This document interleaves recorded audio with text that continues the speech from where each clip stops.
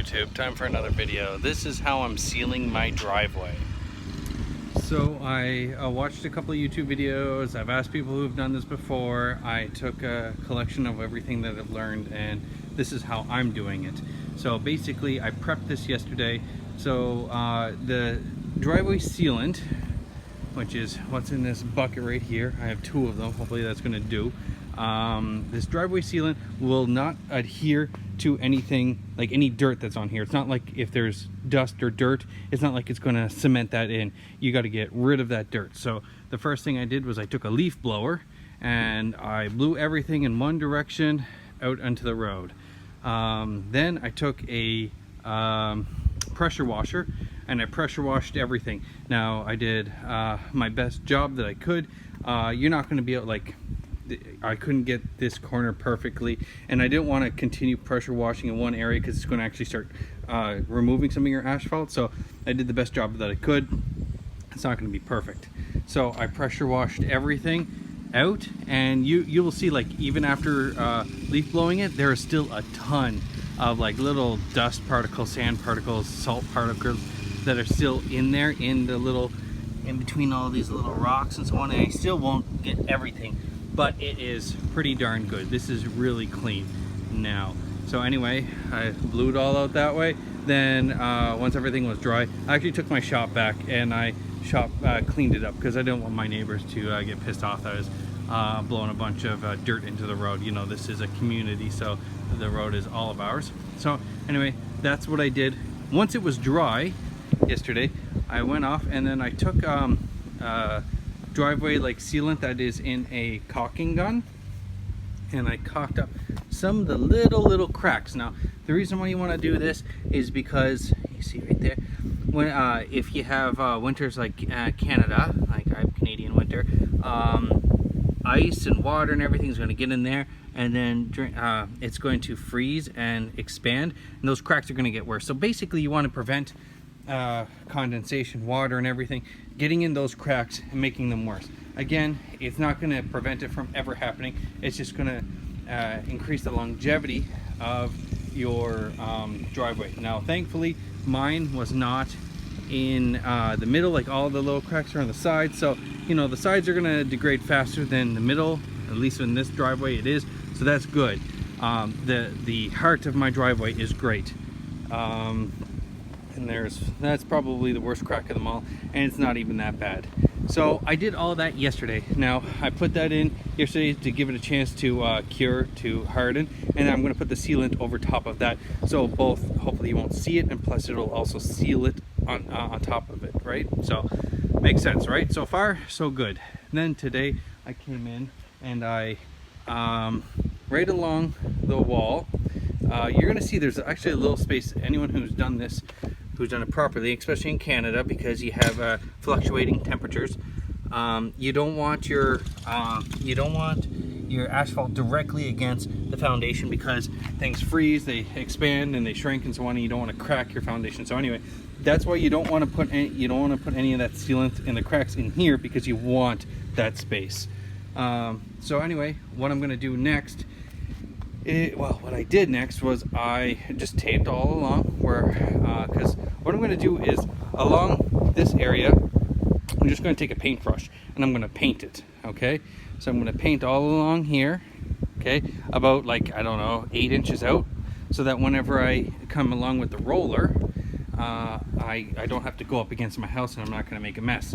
So you can see I did all along there, and then all along the walkway as well, because I want nice clean lines. Okay, I'm going to do the best I can. Now I'm going to actually roll everything right up to about here, like along the house. I'm going to paintbrush it right away, and I'm going to leave this part and like the edges with the paintbrush last, for the reason that those are like where it's the dirtiest, and I don't want to ruin my paintbrush. I don't want to ruin my roller, so I'm going to do the cleanest part first and do the dirtiest parts. Like, you're going to see whenever you do it yourself, you're going to see what's the dirtiest part. Leave those for last so that you save the integrity of your brush and your roller. So anyway, there. So in regards to, you have like a a bristle brush that you can like just take this, pour it on, and then kind of just spread it out. I decided I want to go with a paint roller. What I'm probably going to do is I'm just going to take that paint roller, dip it in there, and it's not like painting walls. You really want to coat this, right? So that's how I plan on doing that. We'll see what actually happens. I haven't even started yet. Whenever it comes to the roller, I recommend having a wooden handle that goes all the way into here. Now, the reason why I say that is if you get these these metal handles that have the plastic in here, the fact of the matter is, you see how that's wood all the way? When you're applying pressure down here, actually I have an example. That is a weak point right there. This is not thick or sturdy metal. So you don't want to be using a broom handle like this if you can avoid it. Use something that's solid, because you're going to be applying pressure on that. And if you apply too much pressure, that plastic's going to come right out of that metal. So that is pretty much it. Hopefully, it's a little cloudy today. I'm hoping the rain stays off. You want 24 hours of no rain, so that's how you want to plan it. I'm hoping that we don't have any forecasted in the next 48 hours, so I'm hoping the rain stays off. You don't want to walk on it for 24 hours. You don't want to drive a car on it for 48 to 72 hours.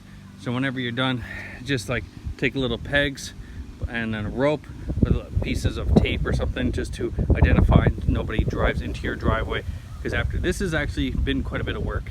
Now you can pay somebody to do this. If you do, I know like there's a company here that does it for like $250 to $300. This driveway can fit 7 vehicles. So it can fit 7 vehicles. So it's a relatively decent sized driveway. Those cost me like $35 a piece, so that's like $70 worth of sealant. Then the brush and everything. I'm probably up to about $100. I'm probably saving myself $150 to $200, but it's going to take me the better part of 2 days. Now, why does this matter? Well, the fact of the matter is a lot of companies won't pressure wash it, so you're not going to get the best seal possible.